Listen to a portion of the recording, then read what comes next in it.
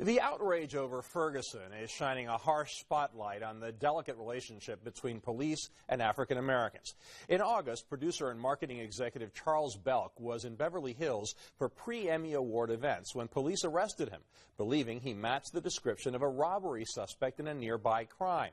They cuffed him, kept him on the ground for 45 minutes, then put him in jail for 6 hours without allowing him to make a phone call. Charles Belk has turned that humiliating experience into an opportunity to help others, and he joins us from Los Angeles, California. Charles, great to have you back on the show. We'll get to how you're turning your experience into a positive in a moment, but let's set the scene with what happened in August. You've had a long and very successful professional and academic career. You've never been in trouble with the law, and then suddenly you were treated like a criminal in a rich town that likes to think of itself as open-minded. So I can only imagine how shocked you were at the treatment you received.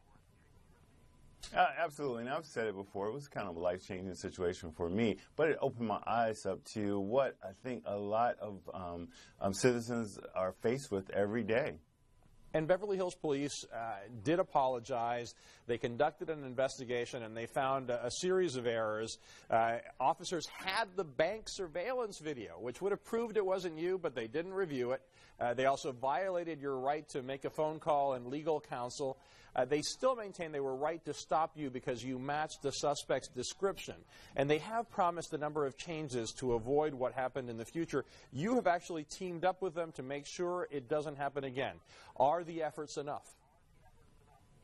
Antonio, I can honestly say that for this one department, and we're not changing the world with this effort, but for this one police department, the chief of police has been very cooperative. He understands, as a former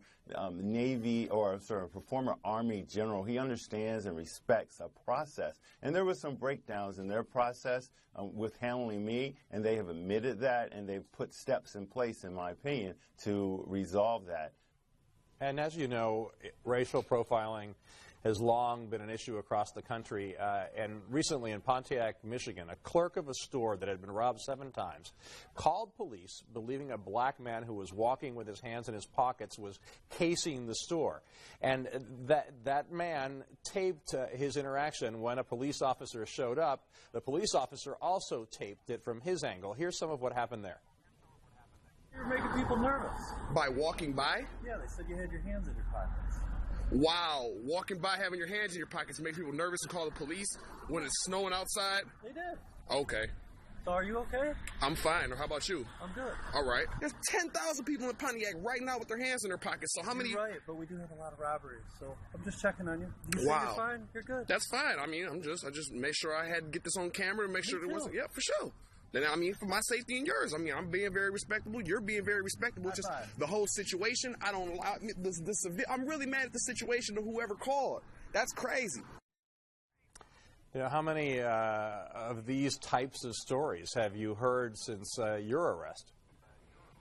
Well, believe it or not, I got sent that story probably about 15, 20 times. But I get Facebook messages all the time of folks who have had incidents. I got one from a guy who got stopped in a similar manner for crossing the street outside of a crosswalk, more than just a jaywalking thing, but actually he felt he was being profiled for it. And I think that one of the things that we're going to try to do with the law enforcement agency, to Chief and I, when we do some sensitivity training, is that law enforcement agencies or agents don't completely, I think, understand that they become desensitized to it. This is part of their routine. That officer there felt that he was well and just in, protecting the neighborhood and stopping and questioning this guy. But I don't think they always understand that the innocent citizen who hasn't done anything feels violated. They feel like, why are you stopping me? Why are you targeting me? Because this is happening to them possibly for the first time. So it's not as routine when it happens to someone like this guy as well as someone like myself. And it was the first time for you. It gave you an arrest record. And an arrest record can have all sorts of consequences, negative consequences for a person's life. You found that even though your case was dismissed, it can cost $5,000 in 6 months to get an arrest record removed, and you're working to change that.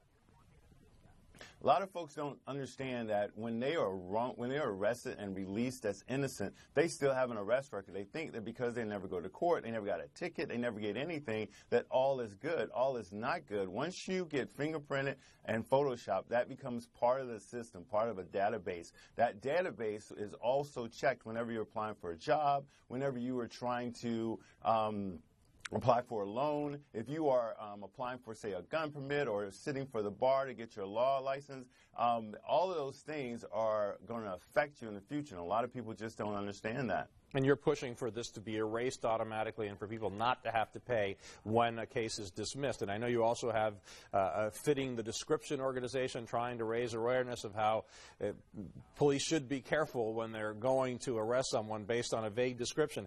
Now, in light of Ferguson and experiences like yours, the one we saw in Michigan, what lessons need to be learned? What kind of changes are most important to be made nationwide in training officers? Ferguson came to light. My situation came to light. There are thousands of other cases like this every day, and I think that it needs to get rolled out. And one of the things that we're trying to do with the Auto Race campaign and Fitting the Description is bring awareness to this activity, and that is happening to innocent individuals daily. One of the things that officers, really law enforcement officers, we understand they have a hard job to do, but they need to become sensitized and understand that while it's routine for them, it's very non-routine for a person who's being stopped for the first time and who knows he's innocent. Charles, good to have you with us again. Best of luck with your efforts. Thank you so much.